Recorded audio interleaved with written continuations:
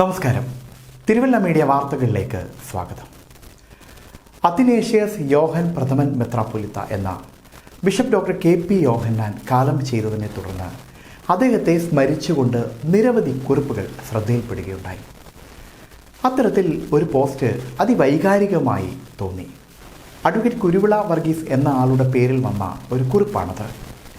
തിരുവല്ലയുടെ സമഗ്ര വികസനത്തിന് പുതിയൊരു തുടക്കം കുറിച്ച ഡോക്ടർ കെ.പി. യോഹന്നാനോട് പ്രദേശവാസികൾ എന്നും കടപ്പെട്ടിരിക്കും എന്നാണ് അദ്ദേഹം ആ കുറിപ്പിൽ പറയുന്നത്.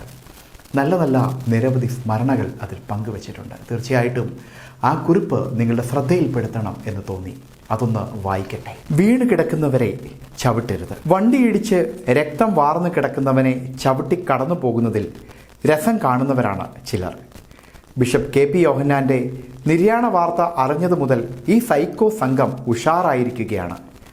ഇവർ പടച്ചുവിടുന്ന യൂട്യൂബ് വീഡിയോകളും വാട്സപ്പ് പോസ്റ്റുകളും കണ്ടാൽ തോന്നും ബിലീവേഴ്സ് ചർച്ചിൻ്റെ വസ്തുവകകളും സ്ഥാപനങ്ങളുമെല്ലാം പണ്ട് ഇവരുടെ കുടുംബ വകയായിരുന്നെന്നും കെ.പി. യോഹന്നാൻ കബളിപ്പിച്ചും ഗുണ്ടാ സംഘങ്ങളെയും ഇറക്കി ഭീഷണിപ്പെടുത്തി അതൊക്കെ കൈക്കലാക്കിയതാണെന്നും. ബിലീവേഴ്സ് ആശുപത്രിയുടെ വെളിപ്പാടകലെയാണ് ഞാൻ താമസിക്കുന്നത്. 60കളിൽ കോളേജ് വിദ്യാർത്ഥികൾക്കിടയിൽ ഈ പ്രദേശം മോസ്കോ എന്നാണ് അറിയപ്പെട്ടിരുന്നത്. യാതൊരു ക്രമവും സമാധാനവുമില്ലാത്ത ഒരു വക പാർട്ടി ഗ്രാമം. അക്രമവും പിടിച്ചുപറിയും നിത്യസംഭവങ്ങൾ. വീടെവിടെയാ എന്ന് ചോദിച്ചാൽ സ്ഥലപ്പേര് പറയാൻ പലരും മടിച്ചിരുന്നു. അങ്ങനെയൊരു പ്രദേശം ഇന്ന് മധ്യ തിരുവിതാംകൂറിൽ വികസനത്തിൻ്റെ പാതയിൽ അതിവേഗം സഞ്ചരിക്കുന്ന ഒരു മേഖലയാണെങ്കിൽ ഈ മാറ്റത്തിൻ്റെ ക്രെഡിറ്റ് ഏതെങ്കിലും എം.എൽ.എക്കോ എം.പിക്കോ മന്ത്രിക്കോ അവകാശപ്പെടാനാവില്ല. അത് പൂർണ്ണമായും അന്തരിച്ച ബിഷപ്പ് കെ.പി. യോഹന്നാന് മാത്രം അവകാശപ്പെട്ടതാണ്. വ്യാജ പ്രകൃതി സ്നേഹികൾ സടകുടഞ്ഞെഴുന്നേറ്റ് കേസും തർക്കവുമായി ദീർഘകാലം മുടക്കിയിട്ടിരുന്ന പദ്ധതിയാണ് പിന്നീട് ആശുപത്രിയായും മെഡിക്കൽ കോളേജായും റെസിഡൻഷ്യൽ സ്കൂളായും സെമിനാരിയായും സഭാ ആസ്ഥാനമായും ഒക്കെ പ്രവർത്തന സജ്ജമായത്. ഏഷ്യയിലെ തന്നെ ഏറ്റവും വലിയ ക്രിസ്ത്യൻ ലൈബ്രറിയാണ് ഈ ക്യാമ്പസിൽ പ്രവർത്തിക്കുന്നത്. വിവിധ സെമിനാറുകളിൽ നിന്നും യൂണിവേഴ്സിറ്റികളിൽ നിന്നും ഗവേഷണ വിദ്യാർത്ഥികൾ ഈ സൗകര്യം പ്രയോജനപ്പെടുത്താൻ വരാറുണ്ട്. കുറ്റപ്പുഴയിൽ പ്രവർത്തനം തുടങ്ങിയപ്പോൾ തന്നെ അദ്ദേഹം ചെയ്ത ഒരു കാര്യം പ്രദേശവാസികളായ പാവപ്പെട്ട കുട്ടികൾക്ക് സൗജന്യ ട്യൂഷൻ നൽകാനുള്ള ക്രമീകരണമായിരുന്നു. നിരവധി കുട്ടികൾ അക്കാലത്ത് ആ സൗകര്യം പ്രയോജനപ്പെടുത്തിയിരുന്നു. കുട്ടികൾ വന്നാലുടൻ ആദ്യം തന്നെ പാലും മുട്ടയും അടങ്ങുന്ന പ്രഭാത ഭക്ഷണം നൽകും. പിന്നീടാണ് പഠിപ്പിക്കലും മറ്റും. നല്ല ഭക്ഷണം കഴിക്കുന്ന കുട്ടികൾക്ക് പഠിക്കാനും മനസ്സിലാക്കാനുമുള്ള കഴിവും വർദ്ധിക്കും എന്നായിരുന്നു അദ്ദേഹത്തിൻ്റെ കാഴ്ചപ്പാട്. കെ.പി. യോഹന്നാനെ പലതവണ കണ്ടിട്ടുണ്ടെങ്കിലും ഒരിക്കൽ മാത്രമേ നേരിട്ട് സംസാരിച്ചിട്ടുള്ളൂ. 1980കളിലാണ്. അന്ന് അദ്ദേഹം ബിഷപ്പായിട്ടില്ല, വെറും കെ.പി. യോഹന്നാനാണ്. മഞ്ഞാടിയിലെ ഗോസ്പൽ ഫോർ ഏഷ്യ എന്ന GFA എന്ന സ്ഥാപനത്തിൻ്റെ തലവൻ. അതായിരുന്നു അദ്ദേഹത്തിൻ്റെ മേൽവിലാസം. അക്കാലത്ത് GFAയുടെ നിയമ ഉപദേശകനായിരുന്ന എൻ്റെ സുഹൃത്തിനൊപ്പമാണ് ഞാൻ അദ്ദേഹത്തിൻ്റെ മഞ്ഞാടിയിലെ വീട്ടിൽ പോകുന്നത്. ഒരു കതർ ഷർട്ടും മുണ്ടുമെടുത്ത് വാതിൽ തുറന്ന കെ.പി. യോഹന്നാനെ ആദ്യമായി അന്നാണ് കാണുന്നത്. വീട്ടിൽ മറ്റാരും ഇല്ലാത്തതിനാൽ അദ്ദേഹം തന്നെ കിച്ചണിൽ പോയി ഞങ്ങൾക്ക് നാരങ്ങാവെള്ളം കൊണ്ടുതന്നു. GFAയുടെ പ്രവർത്തനങ്ങൾക്കായി 20ഓളം പുതിയ വാനുകൾ വാങ്ങിയത് കോൺവോയായി തിരുവല്ലയിലേക്ക് വരുന്ന വഴി അയൽ സംസ്ഥാനത്തെ പോലീസ് തടഞ്ഞു വെച്ചിരിക്കുന്നുവത്രേ. വക്കീൽ അവിടെ വരെ പോയിട്ടാണെങ്കിലും വാഹനങ്ങൾ വിട്ടുകിട്ടണം. ഇതായിരുന്നു വിഷയം.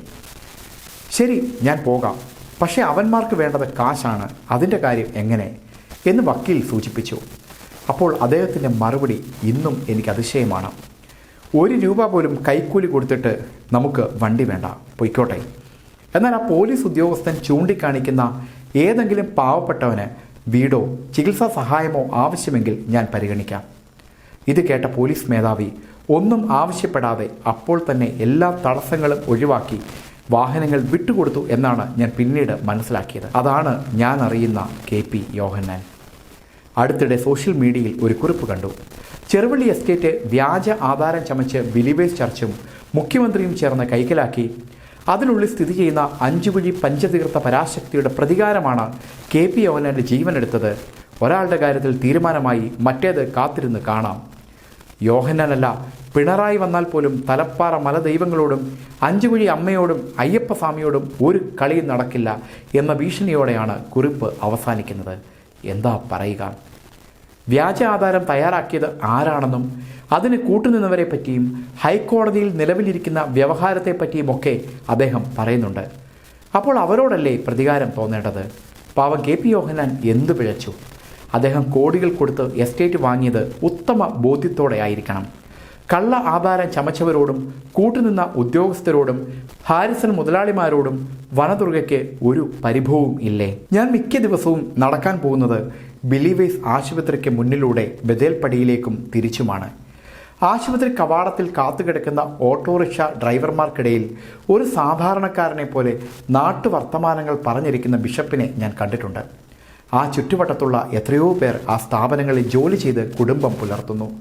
നാട്ടുകാർക്ക് അദ്ദേഹം ബിഷപ്പോ മെത്രാപ്പൊലീത്തയോ ഒന്നുമല്ല, വെറും KP ആണ്. സ്വകാര്യ സംഭാഷണങ്ങളിൽ അവർ അങ്ങനെയേ പറയൂ. ഇവിടെ ആരെയും മതം മാറ്റാൻ അദ്ദേഹം ശ്രമിച്ചതായി ഞാൻ കേട്ടിട്ടില്ല. ആരുടെയും വസ്തുവിൻ്റെ അതിരുമാന്തിയതായും കേട്ടിട്ടില്ല. അദ്ദേഹം ആർഭാട ജീവിതം നയിച്ചുവെന്നോ സ്വന്തക്കാർക്കായി എല്ലാം സ്വരൂപിച്ചു വെച്ചുവെന്നോ ഒന്നും കേട്ടിട്ടില്ല. പിന്നെ എന്തിനാണ് ഇത്ര കലിപ്പ്? അമേരിക്കയിൽ നിന്നും സമ്പാദിച്ചതാണോ പ്രശ്നം? അതിന് എല്ലാ രാഷ്ട്രീയ പാർട്ടികളും നേതാക്കളും മതമേലധ്യക്ഷന്മാരും ആളില്ലാ സംഘടനകളും സ്വകാര്യ വ്യക്തികളും പലപ്പോഴായി അതിൻ്റെ പങ്ക് പറ്റിയവരല്ലേ? ചിലതൊക്കെ എനിക്കും നേരിട്ട് ബോധ്യമുള്ളതാണല്ലോ. അന്നൊന്നും ആർക്കും കഴിച്ചില്ലല്ലോ. അല്ലെങ്കിൽ തന്നെ ഇലക്ട്രൽ ബോണ്ട് മുതൽ ബക്കറ്റ് പിരിവ് വരെയുള്ള നമ്മുടെ ദേശീയ പിഴിച്ചിൽ മാമാങ്കങ്ങളിൽ പണം വന്ന വഴി പരിശോധിച്ചിട്ടാണോ സ്വീകരിക്കാറ്? എന്തൊരു പ്രഹസനമാ സജി. എന്തായാലും തിരുവല്ലയുടെ സമഗ്ര വികസനത്തിന് പുതിയൊരു മാതൃക സൃഷ്ടിച്ച മാർ അത്തനേഷ്യോസ് യോഹൻ മെത്രാപ്പൊലീത്തയോട് ഈ പ്രദേശവാസികൾ എന്നും കടപ്പെട്ടിരിക്കും. അദ്ദേഹത്തിൻ്റെ സ്മരണകൾക്ക് മുമ്പിൽ ശിരസ് നമിക്കും. ഇങ്ങനെയാണ് ഹൃദയസ്പർശിയായ ആ കുറിപ്പ് അവസാനിക്കുന്നത്. News desk, Thiruvalla media.